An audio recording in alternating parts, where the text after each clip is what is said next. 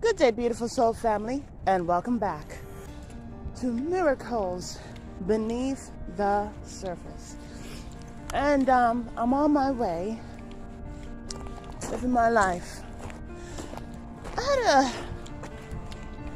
a interesting vision, dream, nightmare. And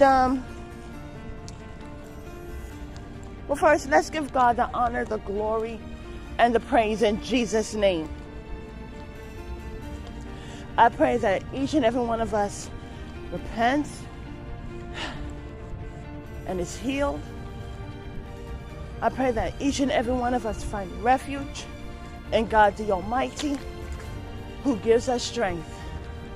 I pray that by the means of repentance and our eyes are opened, that we see the salvation that has already been there is a solution that is infinite, a solution that brings forth and saves our life. Now, I was sleeping and I couldn't remember the other things that was going on in this nightmare. But what God was showing me, and I really had to. I had to wait on it just for a little while so that I can get further information, because you could see it two ways, but then God brought it deeper clarity. And let's just get into it. As I was waking up, I saw a crowd of people. They were standing. It looked like some type of formation, but all I could see was the front of the line. There was not a singular line, but it was a crowd of people. And there was a man that was in front of this crowd of people. In the back, the sun was setting, and their backs were against the setting sun. Now, because I couldn't see too much of it in the very beginning, I was like, Lord, is this a message that I must give in reference to the children of God? That when the setting of the sun, we shall know that our light comes from you and shall not be afraid. Or is this about a people who not will rise, but has risen? So it's about the process. Things has changed. And a group of people are standing with their backs against the setting of the sun.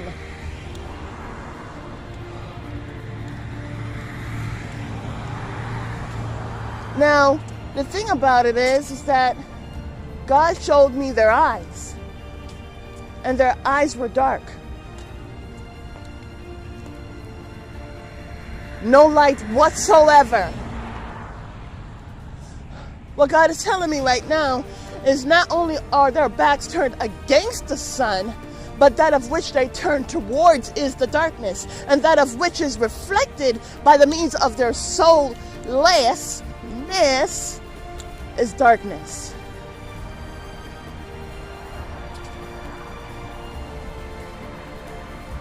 God is telling me all the things that they focus on is darkness.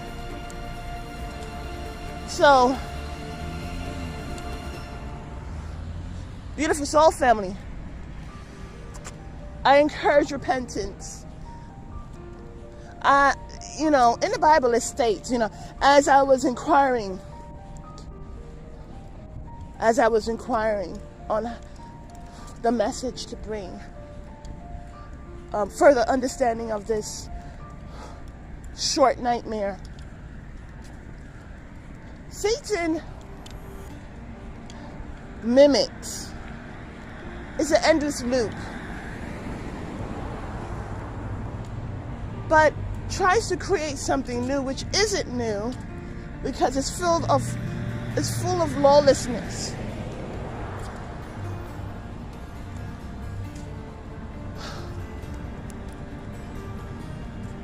There's going to be a time where if you haven't made your way to repentance and humbling yourself before the Lord,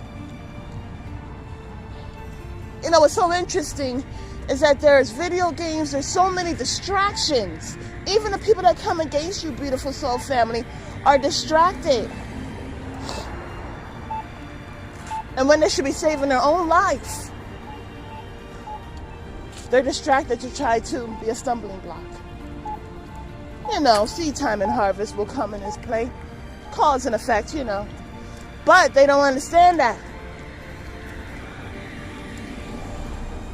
The victory that Satan speaks of is an illusion.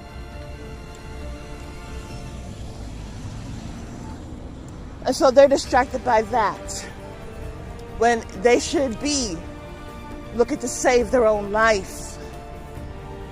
Their life is at the chopping block. The thing about it is that, truth be told, we get our light from God Almighty, as brought out in Genesis chapter 1. The sun will set. Now also what God was telling me is that, remember in the last message, as I was reading the beautiful scriptures, the word of God, okay? God is telling me to say, with the one word of God, many things have taken place. Many things come forth in creation. Many things are revealed. It's about the frequencies of God's word. Because as we read the word of God, we see many things. We're able to understand. We're able to learn. Okay? Through the Son of God. Word made flesh, right? He did many things. He broke bondages. He set people free. He healed. He spoke the truth. He paid the ransom with his life. Anyways, beautiful soul family.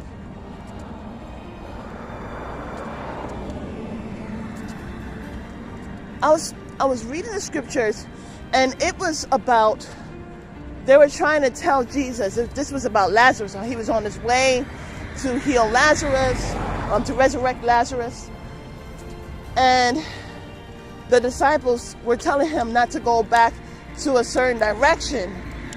And Jesus said, aren't there 12 hours in a day?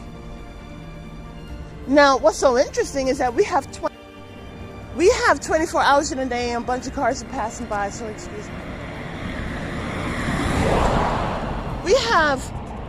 We're taught that we have 24 hours in a day. But the thing about it is we see it in the Bible, it says that Jesus fasted for 40 days and 40 nights. And there's a reason. So Jesus said, aren't there 12 hours in a day? You know, when I think about the world, they try so much to change what God has permitted. So, because of the 12 hours in which Jesus was talking about, he said, listen, what I'm gathering from it is time has changed. But what's so interesting is that he goes on to state about the light and the darkness within a person's being. How if they are full of darkness, they slumber. Well, really, I'm walking, so I don't have my Bible with me. But there's a darkness within the people that create havoc, okay? And so in this nightmare that I saw, and God showed me deeper to their eyes, is that it was dark. And they were facing the darkness. They were already dark within inside and facing the darkness. They didn't even want to face the setting of the sun, which is beautiful. Beautiful soul family, those who are listening, it's not, if you know, my thing is, in this world, it's so easy for people to worship idols and images. But how come it's so difficult for people to worship the one true God? You know, it's like spreading yourself thin. Wouldn't a person want to be wholesome? Questions that come to mind. And really, it shouldn't be about begging someone to see the light. Right now, there are people who are embracing the darkness. They are embracing that of which is within. And for those who can hear, and the people who can see, you know, the Bible says that the elect, even the elect, will be deceived, may be deceived. So because of that, God quickens the time, shortens the days, of which we're about to see as well. I have a friend, and she wrote a book, a very good book. I believe it's all over. It's Don't Trip, Chocolate Chip. God is in control. Hallelujah! Woo! Let us not trip over the things that we see. Let us remember. May we remember that God is in control. If you have ears to hear, hallelujah, don't ignore it. And if you have eyes to see, pay attention. Have a beautiful and wonderful day. God bless.